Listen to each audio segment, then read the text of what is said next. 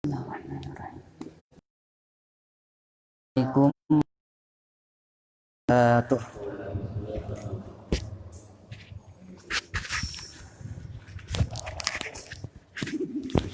Alhamdulillahirabbil alamin.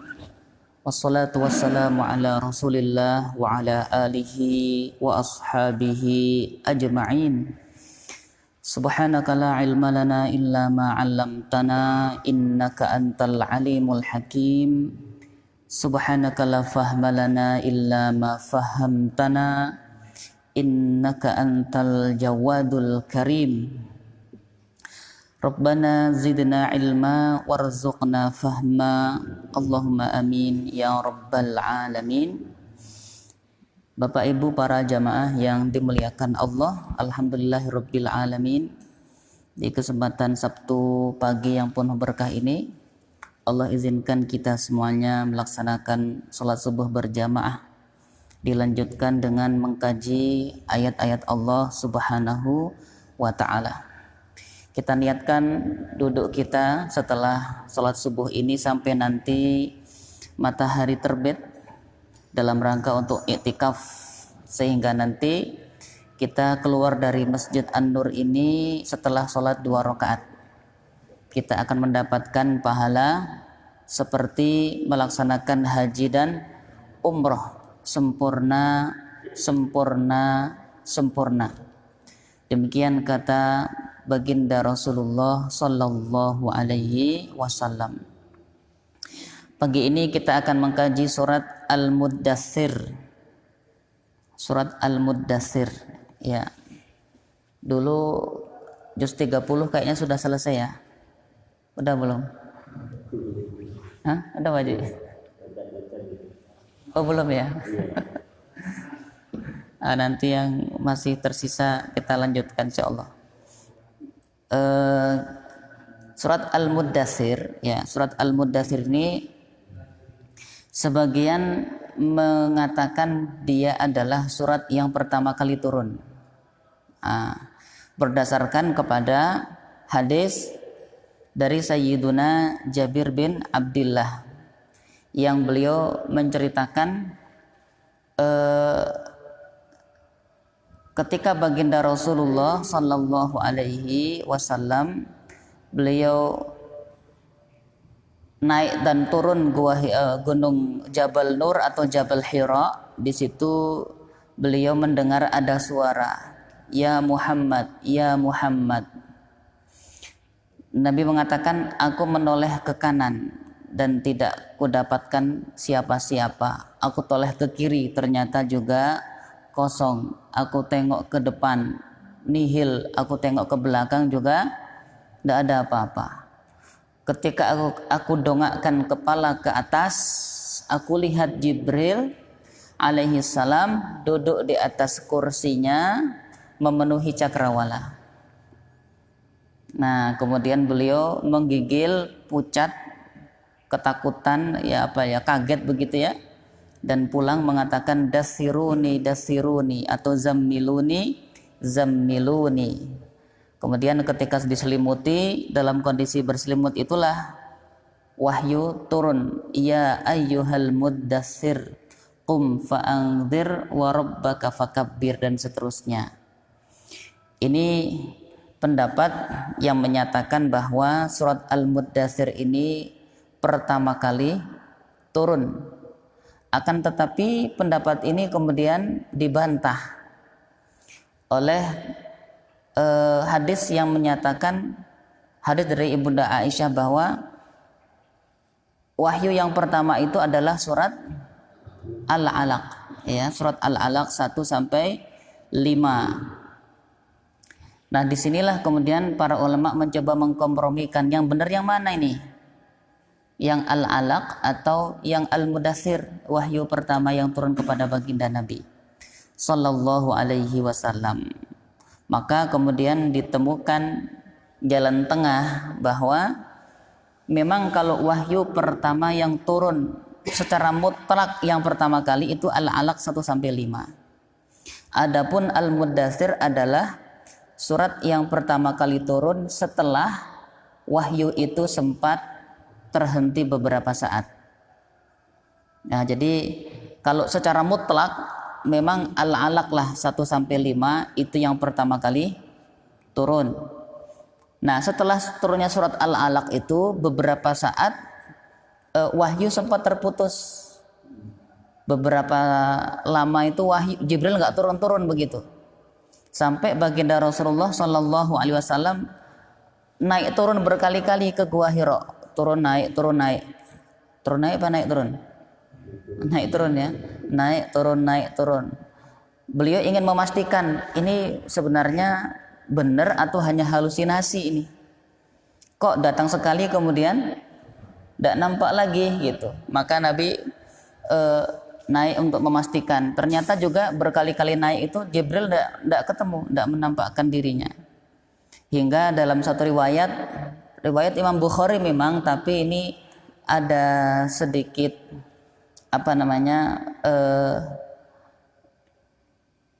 persoalan, karena di situ dikatakan bahwa saking Nabi itu merasa gelisah, beliau hampir-hampir melemparkan dirinya dari atas gunung ke bawah jurang. Nah, cuman riwayat terkait apakah betul masuk Nabi mau bunuh diri gara-gara rindu sama Jibril, ini menjadi pembahasan sendiri di antara para ulama hadis.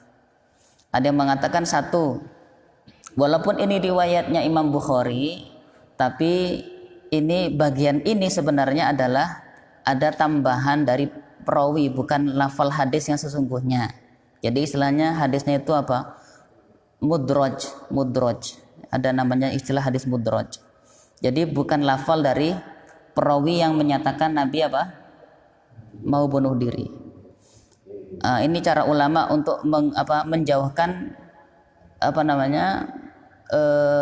pribadi Nabi dari hal-hal yang tidak layak untuk beliau sandang. Maksud Nabi mau bunuh diri begitu.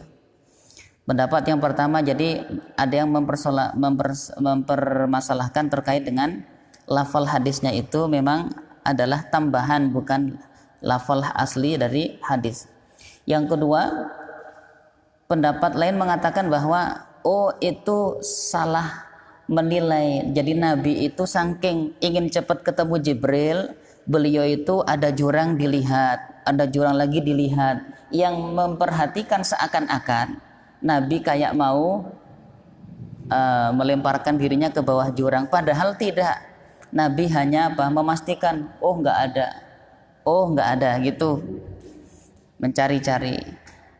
Yang ketiga, para ulama mengatakan saat itu larangan bunuh diri belum ada. Jadi kalaupun Nabi saat itu mau bunuh diri, tidak ada celah karena tidak ada larangan bunuh diri saat itu. Nah, ini 3 pendapat yang berusaha untuk menjauhkan tuduhan-tuduhan bahwa Nabi ingin melakukan satu kemaksiatan yang sangat tercela. Jadi intinya bahwa tidak mungkin bagi seorang Rasulullah Shallallahu Alaihi Wasallam putus asa kemudian ingin mengakhiri hidupnya. Itu hanya kerinduan yang sangat dari baginda Nabi kepada Jibril alaihi salam. Nah, berkali-kali naik turun, kok tidak kunjung datang juga. Ini setelah turunnya surat Al-Alaq ya. Surat Al-Alaq 1 sampai 5 sudah turun. Nah, karena putus tadi itu, Nabi ingin kembali bertemu Jibril, tapi kok yang nggak datang-datang. Naik turun ke Jabal Hira atau Jabal Nur. Nah, pada kesekian kalinya beliau naik itulah pas mau pulang tiba-tiba ada suara, ya Muhammad, ya Muhammad. Kanan kiri dia tengok kosong, depan belakang nggak ada orang, nggak ada siapa-siapa, tapi suara jelas. Ketika mendongak ke atas, terlihatlah saat itu Jibril dalam bentuk aslinya duduk di antara bumi dan langit, di atas kursi sehingga menutupi cakrawala. Nah, Rasulullah melihat bentuk aslinya Jibril untuk pertama kalinya itu, beliau langsung menggigil ketakutan gitu ya, kaget. Ada makhluk sebesar itu. Nah, maka pulang kemudian minta agar apa? Zammiluni, zammiluni. Kemudian diselimuti oleh Ibunda Khadijah. Saat dalam kondisi berselimut itulah kemudian turun, ya ayyuhal muddatsir, wahai orang yang berselimut. Ini riwayat pertama yang menjelaskan tentang sabab turunnya surat Al-Muddatsir. Intinya adalah kerinduan siapa? Rasulullah Shallallahu Alaihi Wasallam terhadap wahyu yang sudah turun sekali kok, setelah itu sempat terputus cukup lama. Adapun riwayat yang kedua, ada juga yang menjelaskan tentang sabab turunnya ayat ini, bahwa dulu Walid bin Al-Mughirah ini tokohnya orang kafir Quraisy, orang yang paling senior, paling sepuh usianya, tapi paling berwibawa, paling didengar kata-katanya, paling kaya, banyak hartanya, dan paling banyak anaknya. Sempurnalah pokoknya kalau secara hitung-hitungan duniawinya. Siapa? Walid bin Al-Mughirah. Dia paling senior, paling dianggap bijaksana. Kemudian dia juga adalah orang yang paling kaya. Dalam satu riwayat dikatakan bahwa kebun-kebunnya Walid bin Al-Mughirah itu sepanjang Mekah sampai Taif.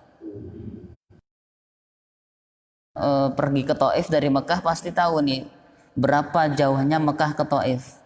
Sekitaran dari Bogor ke Jakarta lah. Sepanjang tol Jagorawi itu kok tanahnya Walid bin Al-Mughirah itu. Luar biasa kayanya, ya. Belum lagi anak-anaknya itu ada yang mengatakan 10, ada yang berpendapat 13, dan laki-laki semua, nggak ada ceweknya. Kalau orang punya anak laki-laki 10, laki-laki semua itu kan rasanya udah apa ya, jumawa lah gitu ya, gagah, perkasa.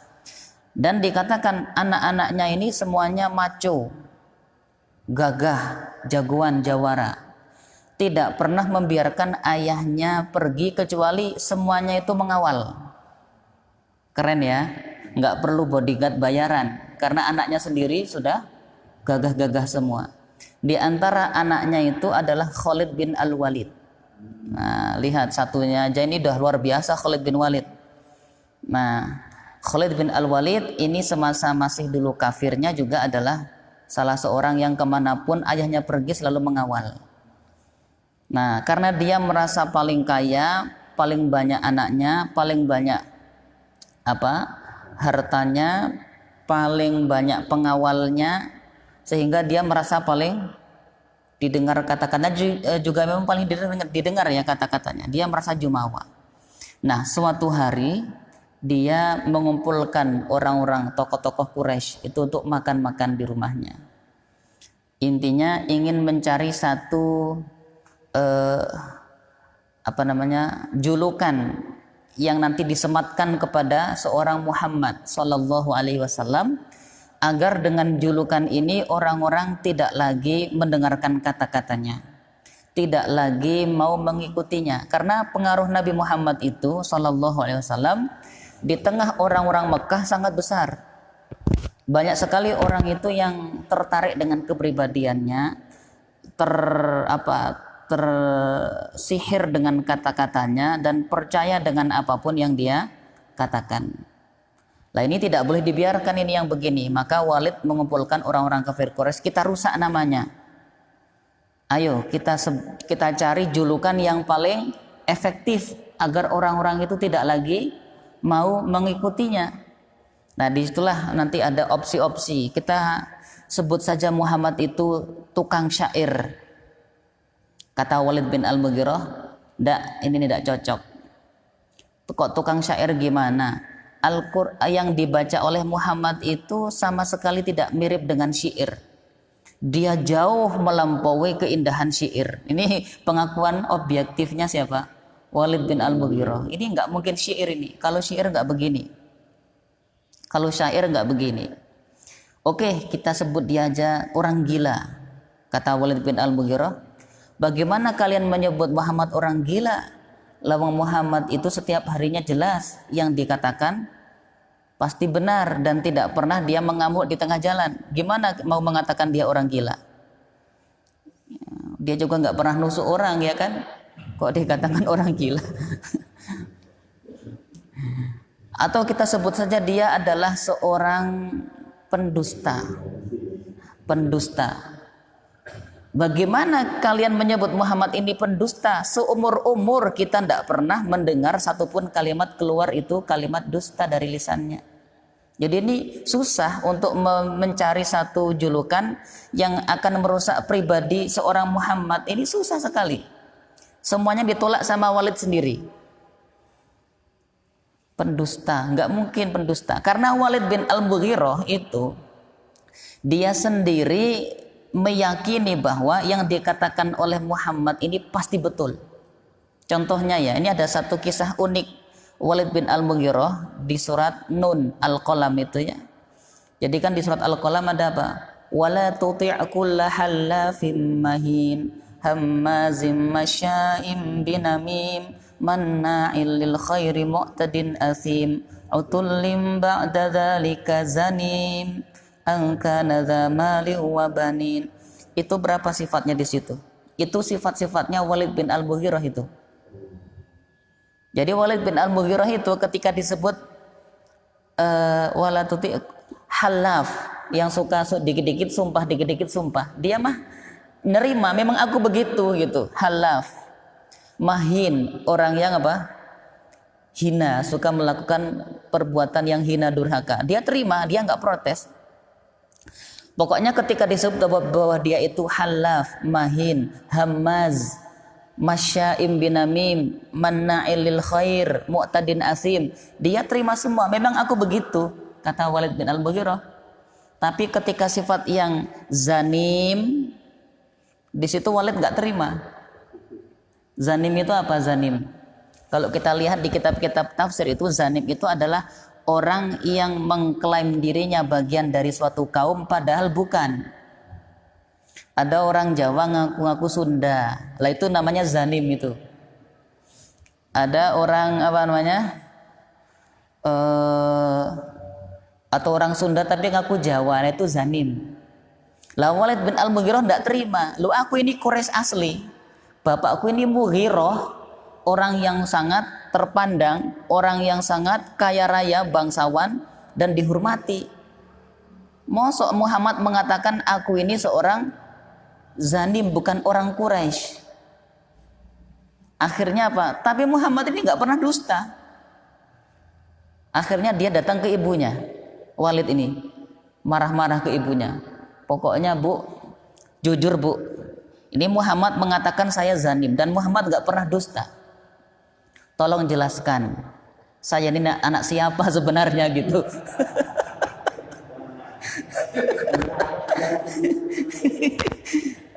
Ini nggak ada yang tahu ini, orang-orang Quraisy tuh nggak nyangka gitu. Pokoknya kalau ibu nggak jujur saya bunuh.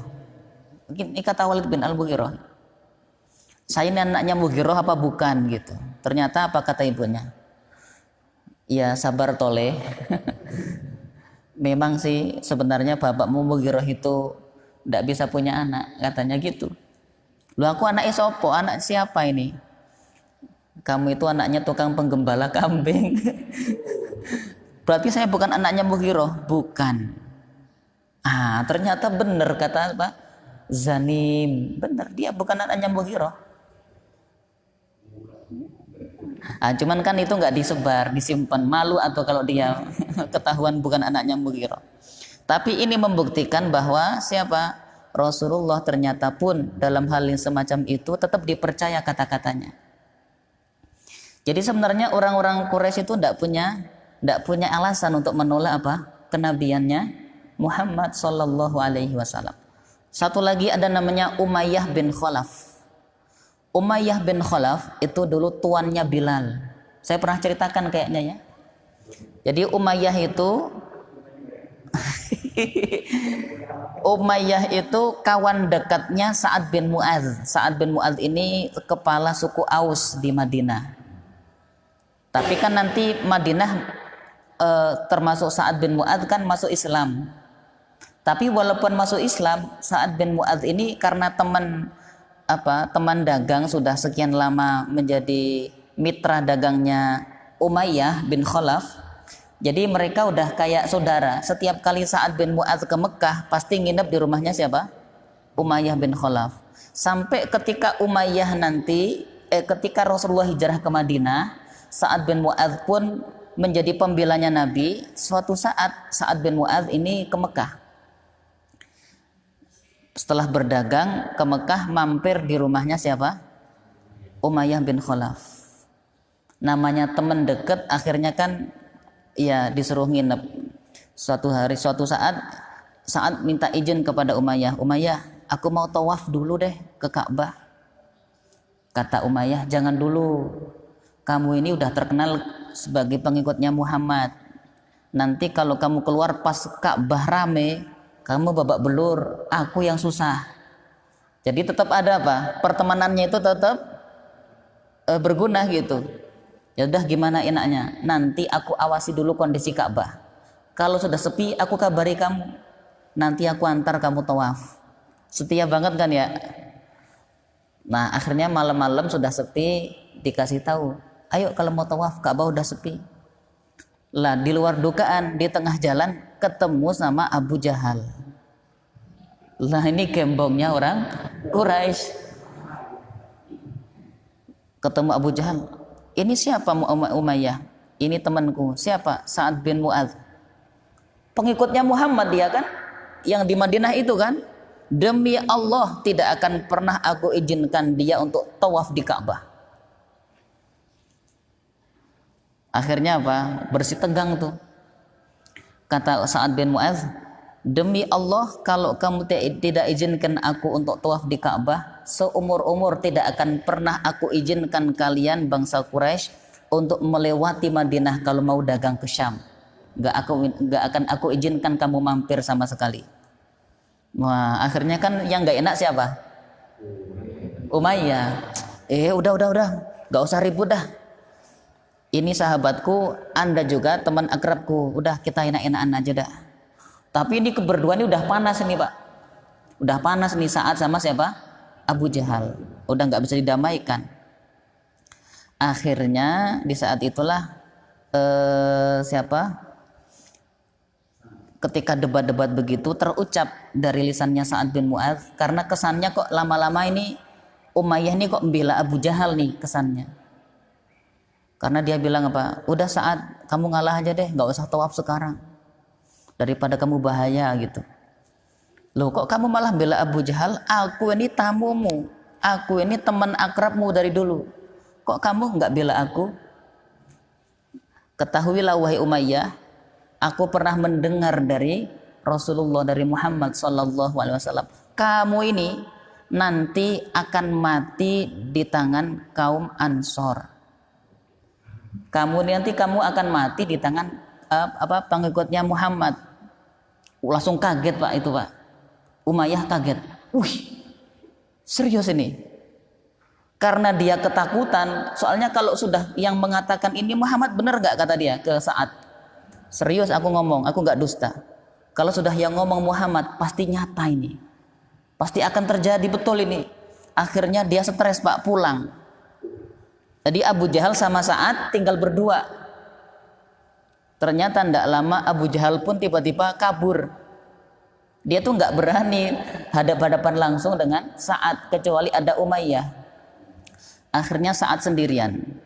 Ya udah tawaf dia bebas langsung pulang ke Madinah. Lah Abu Jahal sampai Umayyah sampai rumah itu meriang ternyata. Ditanya sama istrinya, kamu kenapa Mas? Tadi Sa'ad bilang katanya aku ini nanti akan mati di tangan pengikutnya Muhammad. Loh kan Muhammad udah nggak di sini, udah ke Madinah, udah pergi jauh. Iya tapi kan kamu tahu namanya Muhammad itu kalau ngomong bicara nggak akan pernah dusta, pasti akan menjadi nyata semua. Nah jadi itu terngiang-ngiang terus di benaknya siapa? Umayyah bin Khalaf. Nah sampai nanti ketika terjadi peristiwa perang Badar, siap-siap tuh kaum kafir Quraisy untuk perang Badar. Umayyah bin Khalaf itu yang lain udah siap-siap, dia mah tetap aja santai di rumah. Ditanya sama Abu Jahal, kamu nggak mau ikut nih? Enggak, aku libur aja dulu katanya gitu. Jadi Abu Jahal ini ternyata ngerti sebenarnya dia takut apa? Apa yang dikatakan oleh Sa'ad dulu itu menjadi nyata gitu, kenyataan. Makanya dia kelihatan nggak mau mati lah intinya gitu. Tapi namanya Abu Jahal nggak kehilangan apa? Cara. Akhirnya dia buat hadiah dikirimkan ke siapa? Umayyah. Isinya pakaian wanita. Intinya mengatakan, hei banci, nggak punya nyali, perang aja nggak berani gitu.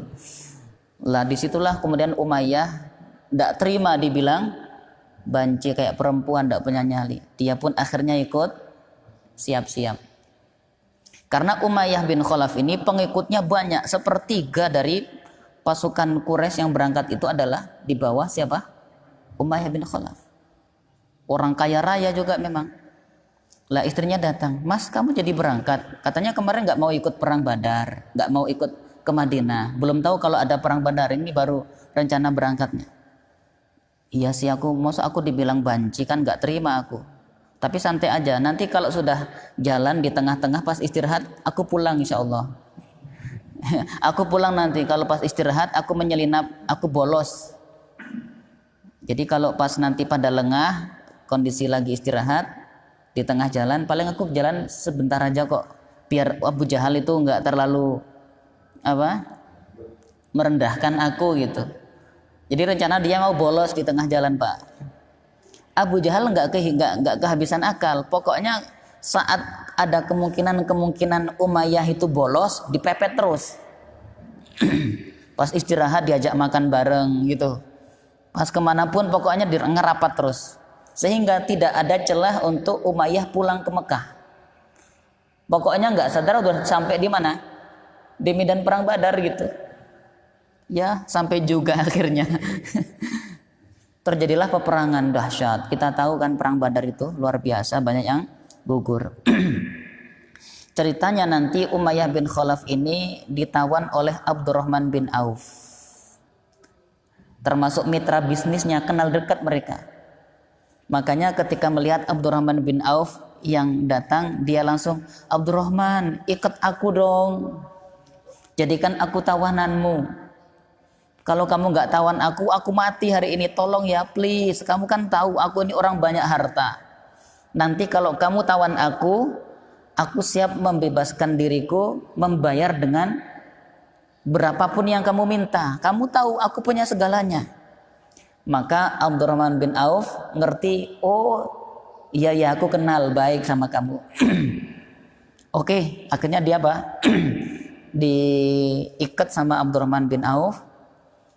Rencananya Abdurrahman bin Auf akan bawa dia kepada baginda Nabi agar ditebus dengan apa? Ya harta yang banyak begitu. Intinya mah Umayyah bin Khalaf pengennya yang penting dia selamat. Belum juga sampai di hadapan Nabi, baru dibawa beberapa langkah oleh Abdurrahman bin Auf ketemu Bilal. Bilal ini siapa?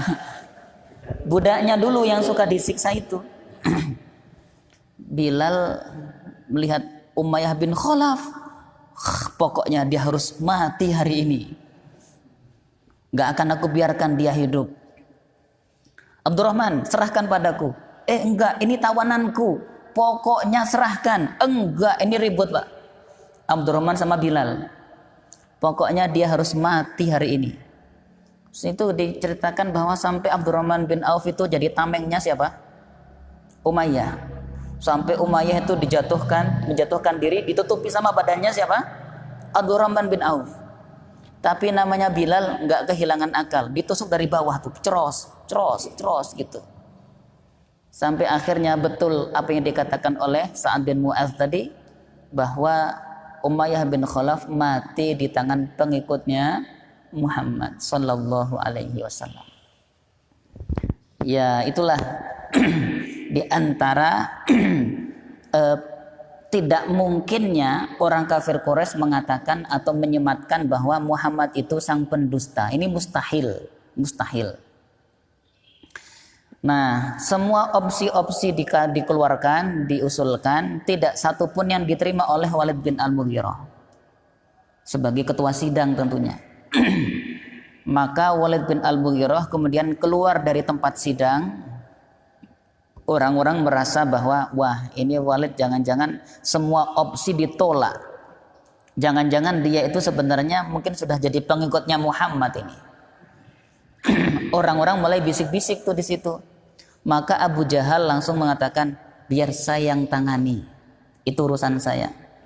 Lah Walid bin Al-Mughirah dikejar sama Abu Jahal. Ditanya, wahai Walid, ini kaummu tadi sudah mulai desas-desus. Jangan-jangan Walid bin Al-Mughirah itu apa? Qad soba'a Walid bin Al-Mughirah.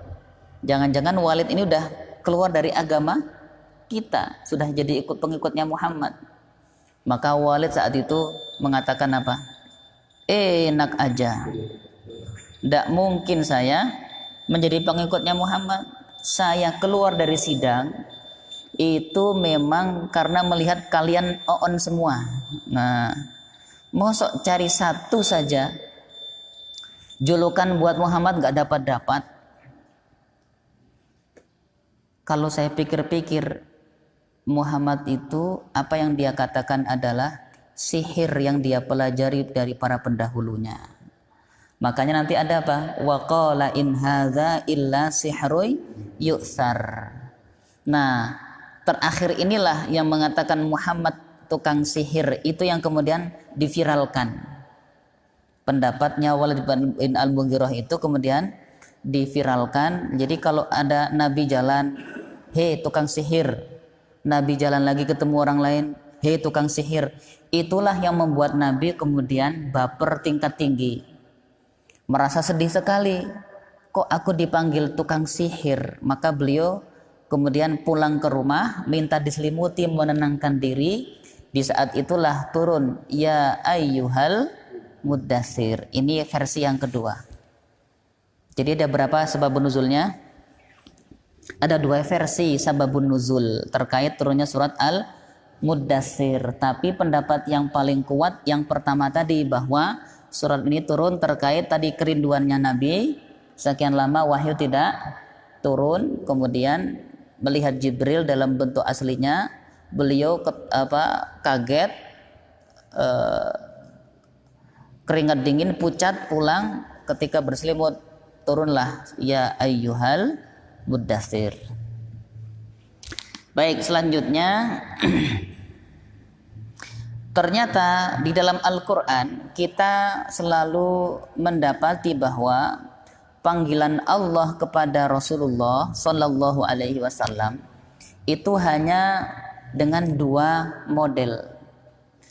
Yang pertama panggilan pengagungan, yang kedua panggilan kasih sayang. Tidak ada dalam Al-Quran Allah memanggil Nabi Muhammad itu dengan namanya langsung, itu tidak ada. Kalau Nabi Adam, ya Adam uskun anta wa zawjukal jannah, banyak. Ya Adam itu banyak. Ya Ibrahim banyak. Ya Isa banyak. Ya Musa banyak. Tapi kalau ya Muhammad nggak ada. Coba dicari, nggak akan ketemu ya Muhammad dalam Al-Quran, tidak ada. Adanya ya ayyuhar rasul. Nah, panggilan pengagungan. Atau ya ayyuhan nabi. Nah, wahai nabi. Panggilan pengagungan. Atau panggilan kasih sayang, mulatofah, panggilan penuh dengan kelembutan. Misalnya ya ayyuhal muddatsir, ya ayyuhal muzammil. Jadi orang Arab itu kalau memanggil seseorang dengan panggilan sayang, panggilan lembut, biasanya dilihat kondisi dia lagi apa. Misalnya Sayyidina Ali bin Abi Thalib, suatu saat lagi ada konflik internal dengan istrinya Ibunda Fatimahuz Zahra. Kalau kata Pak Sofyan, ini masalah domestik. Lagi ada masalah domestik begitu ya. Namanya laki-laki Pak, ini kan laki-laki semua. Biasanya kalau lagi konflik sama istri, masuk kamar apa keluar rumah? Sama semua ini. Kalau ke masjid ya kan, ke masjid betul sama. Sayyidina Ali lagi ada masalah sama istrinya, beliau ke masjid, tiduran di Masjid Nabawi gitu. Karena kalau di rumah tambah suntuk ya kan, iyalah. Jadi bedanya kalau perempuan Pak, istri kalau ada masalah masuk kamar, banting pintu, kunci gitu kan. Kalau laki-laki enggak, kalau ada masalah pasti keluar ya kan, keluar rumah, ngopi lah atau gimana deh pokoknya di situ di luar rumah. Tapi kalau Sayyidina Ali itu keluar rumah, di masjid beliau tiduran. Datanglah sang mertua, siapa? Rasulullah Shallallahu Alaihi Wasallam. Namanya mertua sayangnya luar biasa kepada mantu. Apalagi ini mantunya adalah sepupunya sendiri yang dari kecil bersamai beliau di dalam rumahnya. Jadi orang yang dari kecil memang bersama Nabi itu Sayyidina Ali, dibesarkan di rumahnya Nabi.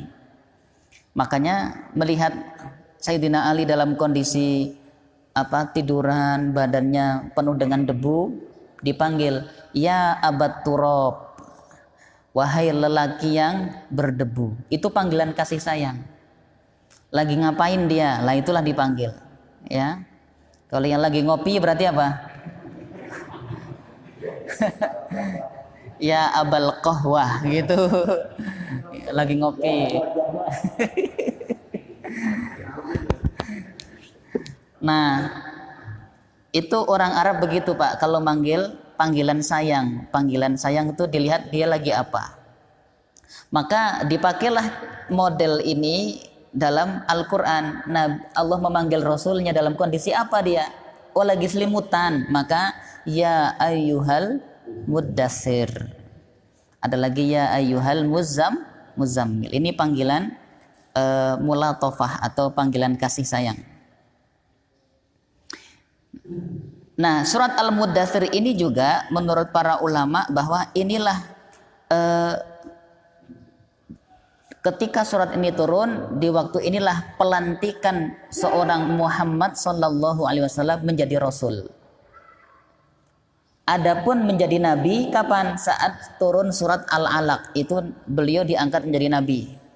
Tapi belum rasul.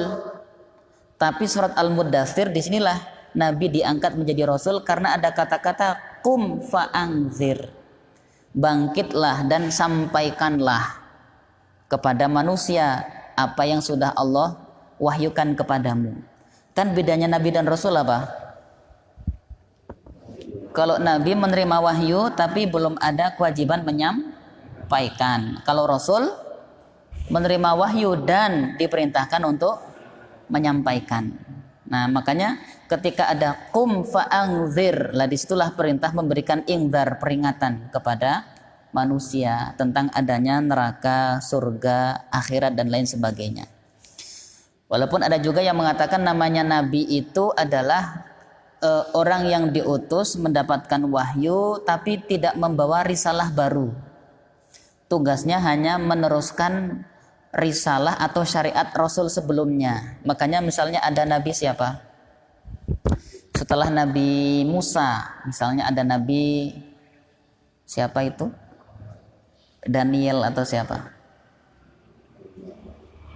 Itu nabi-nabi tapi bukan Rasul. Kenapa? Karena mereka hanya meneruskan syariat Rasul yang sebelumnya. Adapun Rasul itu nanti mendapat syariat baru yang mengganti Rasul sebelumnya, ya. Jadi antara Nabi Musa sampai Nabi Isa itu ada nabi, tapi bukan Rasul. Ya. Ini pendapat yang lain terkait definisi Nabi dan Rasul. Maka ayat yang pertama ya ayyuhal muddatsir, ayat yang kedua qum fa'anzir, bangkitlah dan sampaikan peringatan. Qum fa'anzir, kemudian apa? Wa rabbaka fakabbir, dan Tuhanmu agungkanlah. Di saat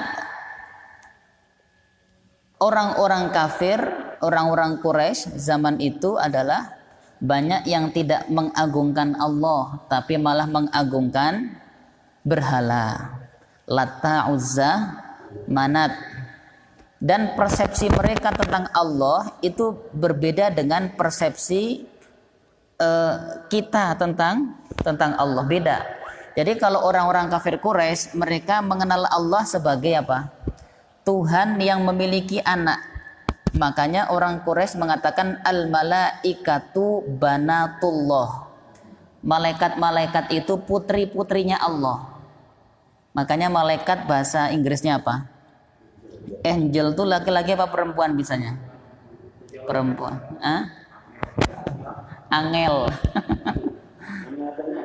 Nah, malaikah itu banatullah dalam persepsi orang-orang Arab jahiliyah. Dan mereka beranggapan juga bahwa Allah itu untuk menyembahnya memerlukan perantara-perantara. Maka ketika ditanya apa? Kenapa kalian itu menyembah berhala? Lata uzamanat. Jawaban mereka di dalam surat Az-Zumar itu ayat 3 kalau tidak salah. Ma na'buduhum illa liyuqarribuna ilallahi zulfa. Kami ini menyembah berhala tapi sebenarnya dalam rangka mendekatkan diri kami kepada Allah. Jadi mereka nyembah berhala tapi niatnya nyembah Allah. Lah ini yang salah. Karena Allah itu untuk menyembahnya tidak perlu apa?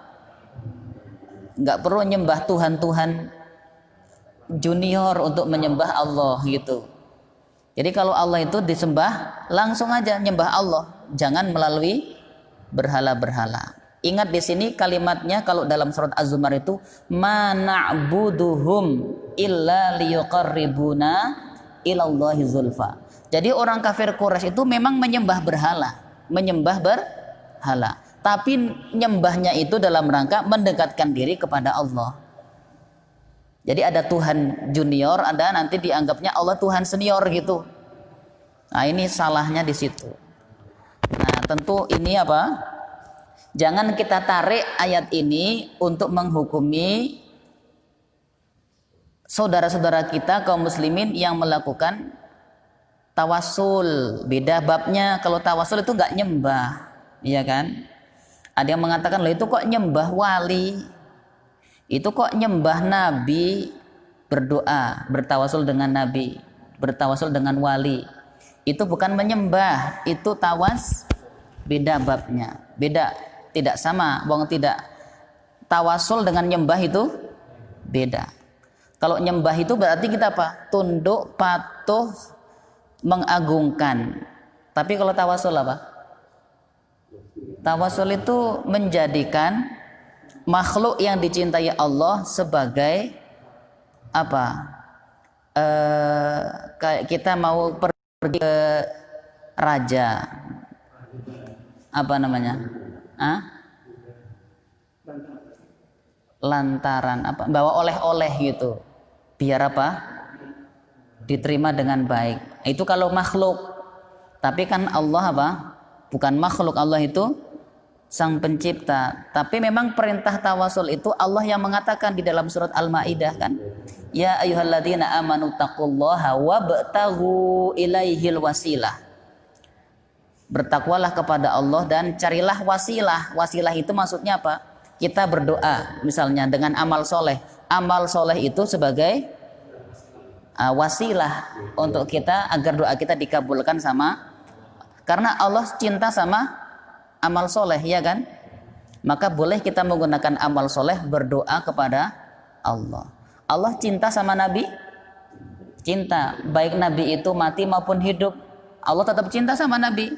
Maka kita berdoa dengan apa yang Allah cintai itu, agar yang kita minta itu apa? Mendapat pengabulan dari Allah. Amal soleh dicintai Allah, para Nabi pun dicintai Allah. Nah inilah yang harus dijelaskan tentang masalah tawasul agar tidak kemudian kita mengatakan orang yang tawasul itu syirik. Oh, tidak. Ini jauh dari apa?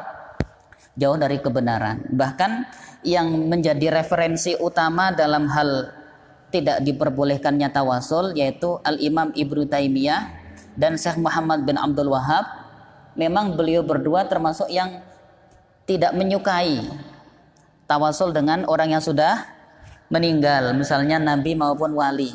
Tapi kalau kata Syekh Muhammad bin Abdul Wahab dalam fatwanya, ada fatwa Syekh Muhammad bin Abdul Wahab, itu beliau hanya mengatakan ini haram, tidak boleh, atau makruh, malah bahasanya tidak sampai haram. Ini makruh, tidak disukai. Tidak sampai kepada apa? Mengatakan ini syirik. Kalau syirik kan berarti kafir, sama aja nggak? Orang syirik kafir nggak? Lah iya, masalahnya di situ. Sementara gurunya tidak sampai mengatakan itu syirik.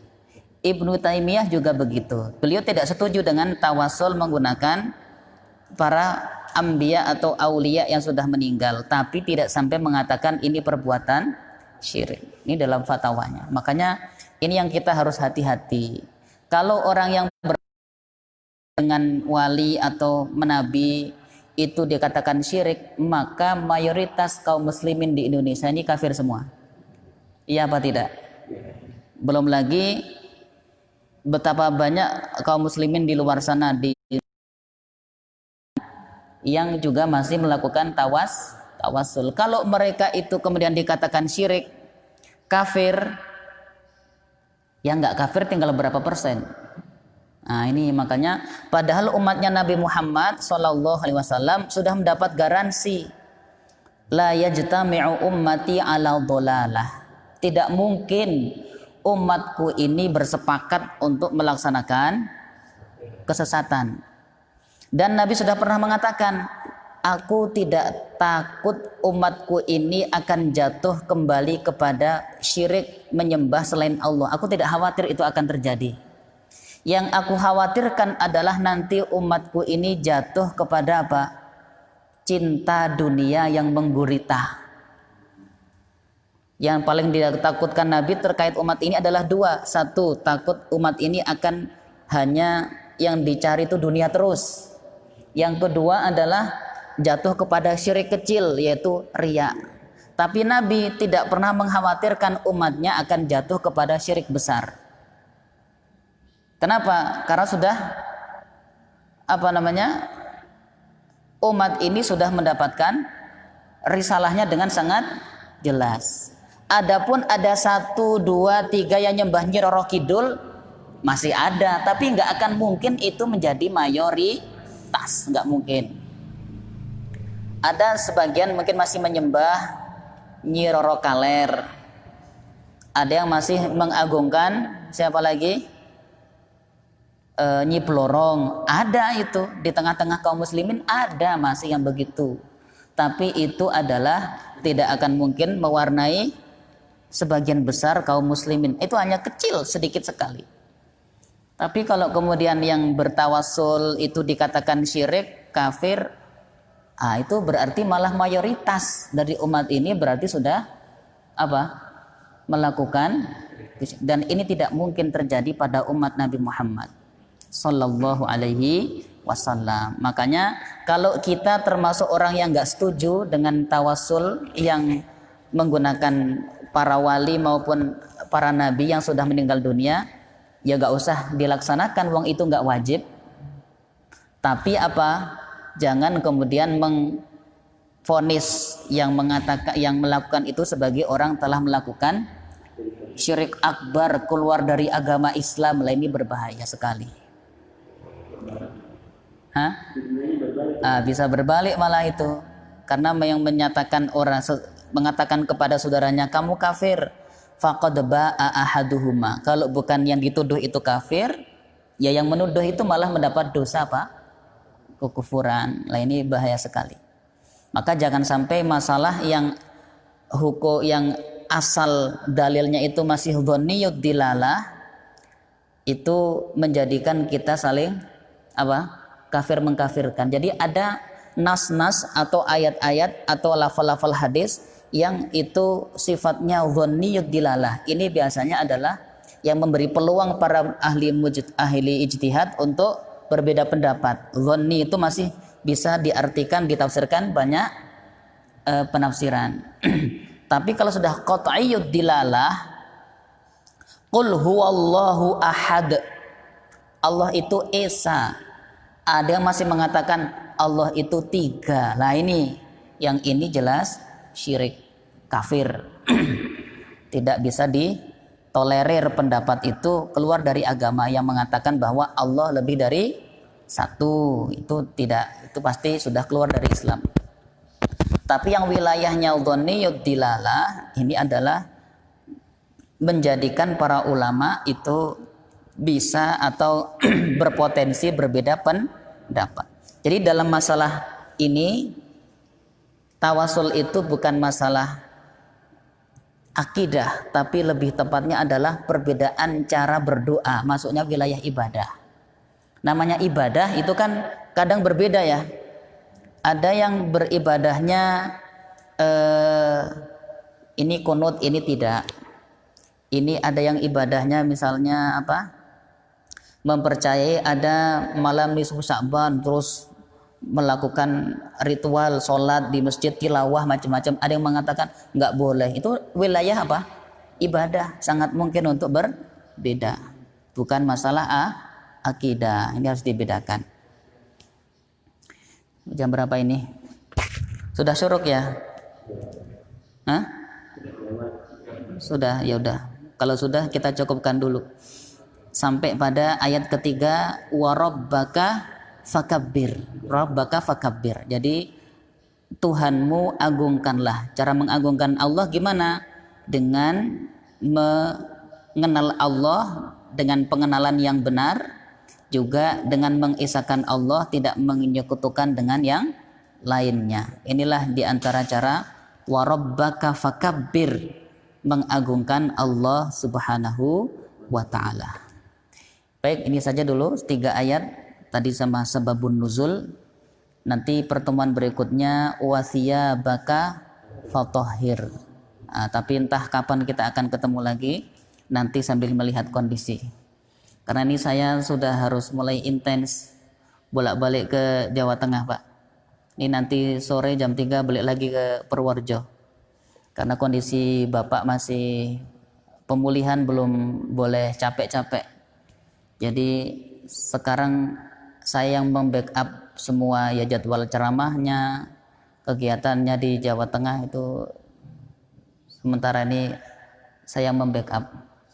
Makanya mohon doanya semoga Bapak kami segera diberikan kesembuhan, bisa kembali melaksanakan aktivitas, dan semoga kami juga bisa melewati masa-masa ini, karena berat Pak. Beratnya apa?